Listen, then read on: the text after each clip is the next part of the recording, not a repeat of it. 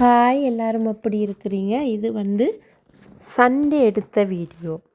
Sunday பார்த்தீங்கன்னா நைட்டே பயறு ஊற போட்டிருந்தேன் நான். ஏன் சண்டே சாட்டர்டே இந்த பயறு கடலைகள் கொடுக்குறேன்டா, ஸ்கூல் போகாமல் வீட்டில் நிற்பினோம். அப்போ வடிவாக சாப்பிட கொடுக்கலாம். ஸ்கூலினோடனே அவசரத்தில் ஈஸியான சாப்பாடு செய்து கொடுக்குறது, இதெல்லாம் அவங்க சாப்பிட்டுட்டு வர மாட்டினோம். அப்போ வீட்டில் இருக்கிற நாளையில் இதெல்லாம் கொடுத்தா வடிவாக நாங்கள் நின்று சாப்பிட வைக்கலாம்ன்றதுக்காக தான் சாட்டர்டே சண்டே இந்த பயறு கடலைகள் எல்லாம் ஊற வச்சு அவிக்கிறது. மற்ற நாளில் பெருசாக அவிக்கிறது இல்லை.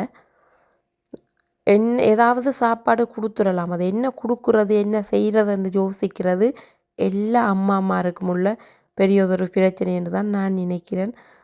பயரெல்லாம் ஊறிட்டு பார்த்திங்கன்னா பயரை அடுப்பில் போட்டுட்டு அதுக்கு உப்பும் போட்டுட்டு அவிய விட்டு கொண்டிருக்கிறேன்.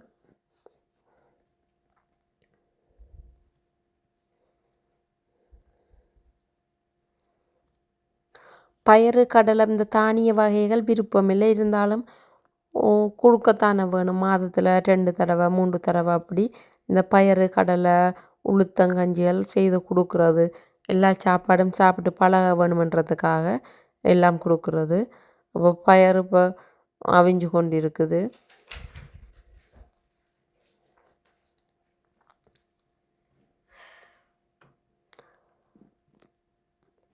பயறு ஓரளவு அவிஞ்சிட்டது.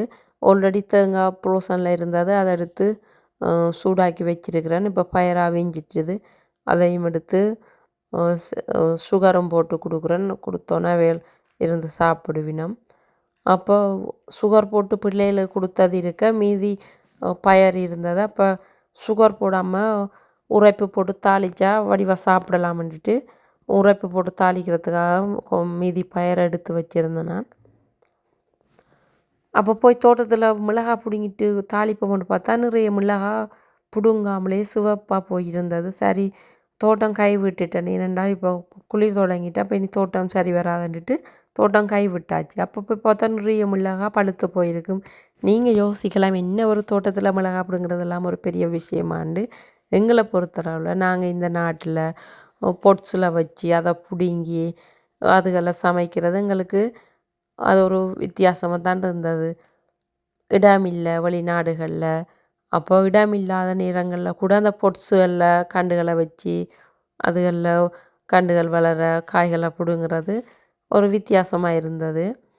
இந்த சம்மர் தொடங்கின காலத்துலேருந்து நாங்கள் மிளகாய் கடையில் வேண்டில்லை, மிளகாய் கத்தரி கீரை இல்லாமல் எங்களோட தோட்டத்தில் தேவைன்னா தோட்டத்தில் ஒரு மிளகாயோ 2 மிளகாயோ தேவைக்கேற்ற மாதிரி பிடுங்கி காய்ச்சிட்டு விடுறாங்க. இப்போ கவனிக்கையில் கொஞ்ச நாளாக தோட்டத்தை அது தானாகவே பழுத்து போயிருந்தது. அப்போ அதெல்லாம் பிடுங்கிட்டு கொண்டு பயரை தாளிச்சிட்டு அப்படியே பயரில் அவ்வளோ மிளகாயும் பிடுங்கினது தோட்டத்தில் சிவத்த மிளகாய் அப்படியே தாளிச்சிட்டு சாப்பிட்டோம். பாய்.